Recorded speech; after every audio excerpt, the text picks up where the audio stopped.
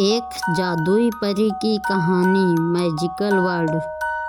आइए सुनाते हैं परियों की कहानी और कुछ रानियों की कहानी।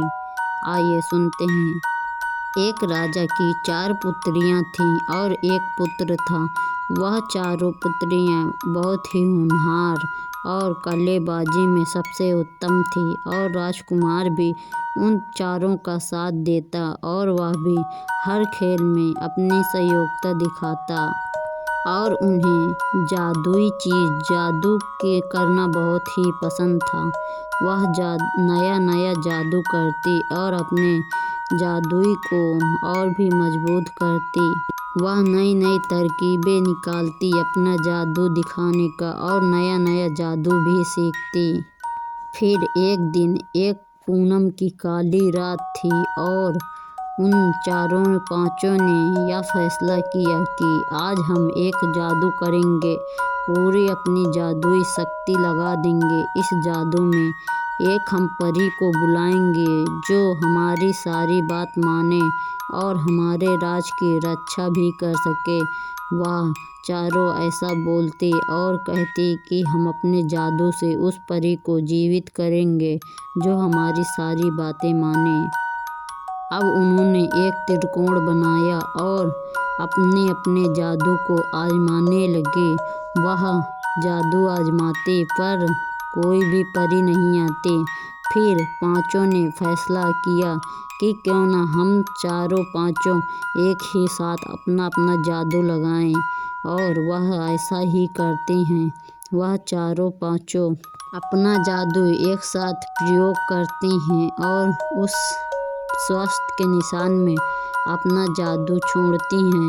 उस जादुई से एक भयानक धमाका होता है पर जंगल में और उस महल में एक जैसे भूकंप सा आया हो, क्योंकि परियों को बुलाना इतना आसान नहीं जितना यह लोग सोचते हैं, पर यह आजमा रही हैं।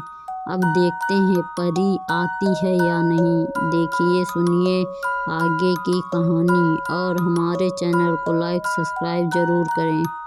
आइए सुनते हैं परी आती है कि नहीं। और वह पांचों यह बात को से डर जाते हैं और फिर बोलती हैं यहाँ से भागो भागो। पर उन्हें नहीं पता था कि परी लोक का दरवाज़ा तो अब खुल चुका है। अब वहाँ से एक परी जरूर आएगी।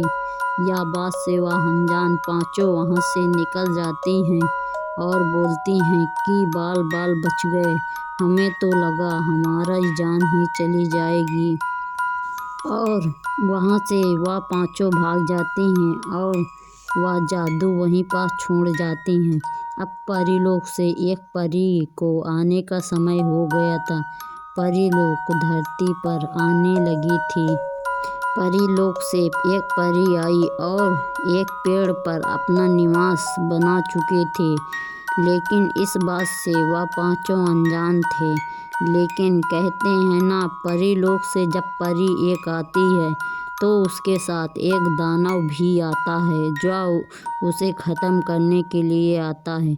इस बात से वो पांचों अनजान थे और उन्होंने अपने ही राज में एक दानव को आमंत्रित कर लिया था, क्योंकि परीलोक को विनाश करने के लिए एक न एक दानव जरूर आता है। और ऐसा ही हुआ। जब परीलोक से एक परी आई तो उसके साथ एक राक्षसनी जरूर आ गई। अब वह परी एक पेड़ में रहती और सभी लोगों की छुप छुप कर मदद करती और सभी लोग उससे चमत्कार मानते और बोलते, भगवान तो हमें अब सोना ही सोना बरसा रहा है, हमारी सारी मांगे पूरी कर रहा है। पर यह बात से अनजान वह सभी लोग कि कोई परी है और उसकी मदद कर रही है और बोलते कि भगवान हमारे ऊपर अपनी दया बरसा रहे हैं। पर उन्हें नहीं पता था यह एक परी है जो उनकी सहायता कर रही है। और यह भी बोलते कि उस दिन जो भूकंप आया था, लगता है देवताओं ने हमारे यहाँ कदम रखा था, इसीलिए यहाँ खुशहाली इतनी आ गई है और हमारी सारी मुश्किलें भी आसान हो रही हैं। अब लेकिन यह बात से अनजान थे। अब एक और खतरा मंडरा रहा था, क्योंकि वह राक्षसनी उन परियों पर नजर रखे हुए थे और उस आदमी की सारी बातें सुन। फिर जब वह आदमी वहां से चला जाता है तो परी और राक्षसनी के बीच लड़ाई भयंकर हो जाती है और परी से वह राक्षसनी बोलती है, तुम यहाँ से चली जाओ, मैं यह राज को तबाह कर दूंगी, वरना तुम्हें मार डालूंगी। पर परी बोलती है, मुझे इस राज के कुछ बच्चों ने जन्म दिया है, मैं इसे छोड़कर कहीं नहीं जाऊंगी। तुम्हें अपनी जान से हाथ धोना पड़ेगा, नहीं तो यहाँ से चुपचाप भाग जाओ। लेकिन वह नहीं मानती और फिर उन दोनों के बीच एक जबरदस्त युद्ध हो जाता है। पर इसमें कौन जीतता है, आइए सुनते हैं आगे। अब परीलोक से एक और परी आई, उस दानव राक्षसनी को मार गिराया और उन दोनों में जो लड़ाई हुई थी वह शांत हो गई। वह राक्षसनी मर चुकी थी, अब वहाँ और भी शांति हो चुकी थी। अब परीलोक से परी बोलती है, अब तुम्हारी परी यहाँ कोई ज़रूरत नहीं है, अपने लोक लौट चलो। यह तो अब तुम्हें वहाँ से भी मदद कर सकती हो इन सभी की। परी बोलती है, हाँ सही बात है, अब वह राक्षसनी तो मर ही चुकी है, अब यहाँ कोई भी खतरा नहीं है, चलो हम अपने राज लौट चलते हैं। फिर वह परी अपने राज को लौट जाती है और वहाँ एक सुख शांति की प्रतीक बन जाती है और वहाँ के लोग भी खुश रहते हैं और सभी लोग देवताओं की पूजा करते हैं। अब खुशी का माहौल है।